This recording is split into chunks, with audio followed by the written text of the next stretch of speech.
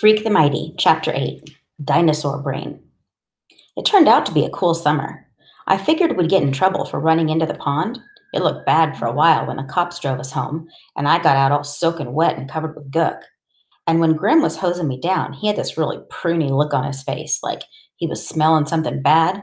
But the cops made it out like I was a hero or something, rescuing the poor crippled midget kid.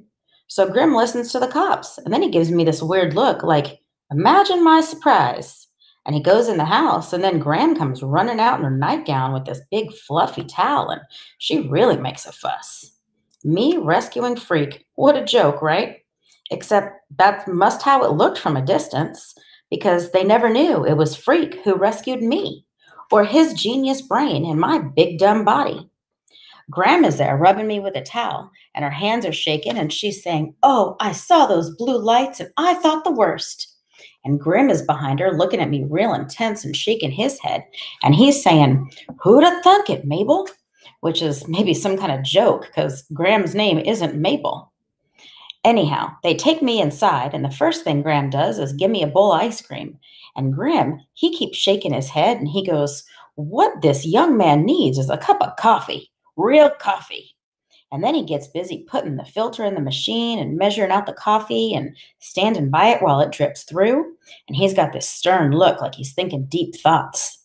By the time I polish off the ice cream, Grim is handing me the coffee in a china cup from a set they never use.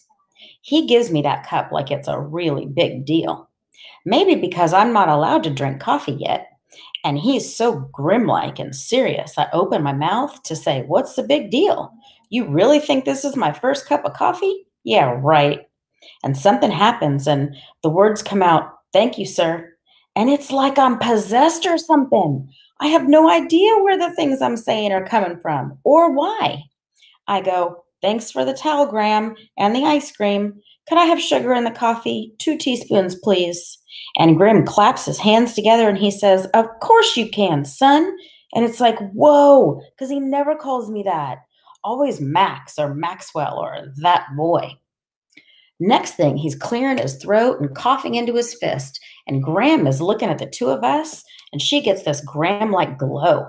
Like, this is how it's supposed to be, the way things always happen on the Wonder Years, with the family getting all gooey and sentimental about some numb thing the bratty kid did while he's having all his wonderful years or whatever. Gram says, "I want you to promise me something, Maxwell dear. Promise me you'll keep away from the hoodlum boy and his awful friends. Nobody got hurt this time, but I shudder to think what might have happened." And Grim, bless his pointed little head, he goes, "Maxwell can handle himself. Can't you, huh, Max?" "Right, huh, Max. Not son, which is okay by me." "I can run," I say to Gram. "I see Tony D. That's what I'll do." "Good boy," Gram says. I thought, because you're so much bigger than he is, well, you just do that, dear. You run away. "He's not running away," Grim says, real impatient. "He's taking evasive action, avoiding a confrontation. That's a very different thing, right, Max?"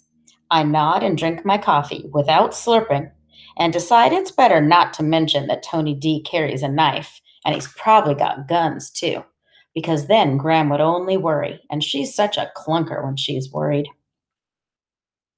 Like I said, it turns out to be a pretty cool summer. Usually, what I do is just hang around and look at my comic books and watch a tube or go shopping with Gram if she really makes a fuss. I hate the beach because the beach is stupid.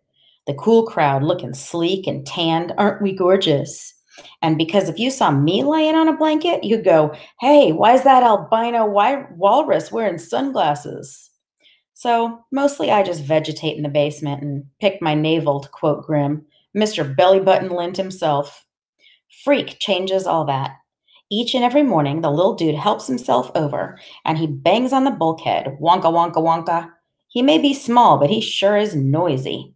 "Get out of bed, you lazy beast! There are fair maidens to rescue, dragons to slay," which is what he says every single morning, exactly the same thing, until it's like he's this alarm clock. And as soon as I hear the wonka, wonka, wonka of him beating the bulkhead, I know what's coming next.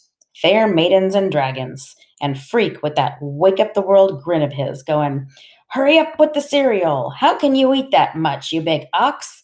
Come on, let's do something." He's so full of ever ready energy, you can practically hear his brain humming, and he never can sit still. "Ants in the pants," I say one morning when he's ready to yank the cereal bowl off the table. He's in such a hurry to do something. And he goes, "What?" And I go, "You must have ants in your pants."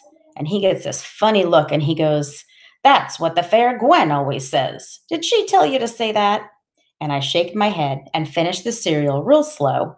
And Freak goes, "For your information, there are 2,247 known subspecies of Hymenopteran insects.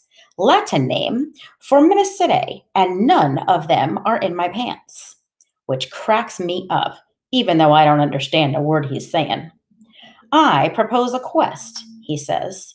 "We shall journey far to the east and see what lies there." By now, I know what a quest is because Freak has explained the whole deal. How it started with King Arthur trying to keep all his knights busy by making them do things that proved how strong and brave and smart they were. Or sometimes how totally numb, because how else can you explain dudes running around inside big clunky tin cans and praying all the time? Which I don't mention to Freak because he's very sensitive about knights and quests and secret meanings. Like how a dragon isn't really just a big, slimy, fire breathing monster, it's a symbol of nature or something. A dragon is a fear of the natural world, Freak says, an archetype of the unknown. I go, "What's an archetype?" And Freak sighs and shakes his head and reaches into his knapsack for his dictionary. This is true. He really does keep a dictionary in his knapsack. It's his favorite book. And he pulls it out like Arnold Schwarzenegger pulling out a machine gun or something. That's the fierce look he gets with a book in his hands. "Go on," he says, making me take the book. "Look it up." And now I wish I hadn't said anything about this archetype dude, because I hate looking stuff up in his stupid dictionary. "Starts with A," he says. "I know that." "AR," he says. "Just go along the A's until you come to AR." Yeah, right. Easy for a genius to use the dictionary, since he already knows how to spell the words. And R's never look like backward E's to Freak, which is the way they look to me sometimes, unless I really squint and think about it. "Careful," he says. "You'll bite off your tongue, and then we'll have to waste the day at the emergency room getting it reattached. Microsurgery is such a bore. Didn't anybody ever tell you that?"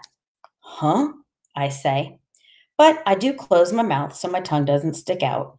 I'm still looking in the dictionary for archetype, and I'm looking for words that are underlined with red ink, because that's what Freak does the first time he looks up a word. He makes a line under it, and you'd be amazed how many are underlined. There are whole pages like that, where he's looked up every single word. Finally, he spells out all the letters for me, and I find the stupid word. "There's nothing about dragons here," I say, squinting hard at the stuff under the word. "It just says pattern. So what is it, a sew-in type of thing?" Freak has this disgusted look, and he takes the dictionary and he goes, "You're hopeless. Pattern is the first definition. I was referring to the second definition, which is much more interesting. A universal symbol or idea in the psyche, expressed in dreams or dreamlike images." Like that helps, right? I'm getting bored with the dictionary, so I pretend to understand. And Freak finally gives up and shakes his head and goes, "I don't know why I bother. Dinosaurs had brains the size of peanuts, and they ruled the earth for 100 million years."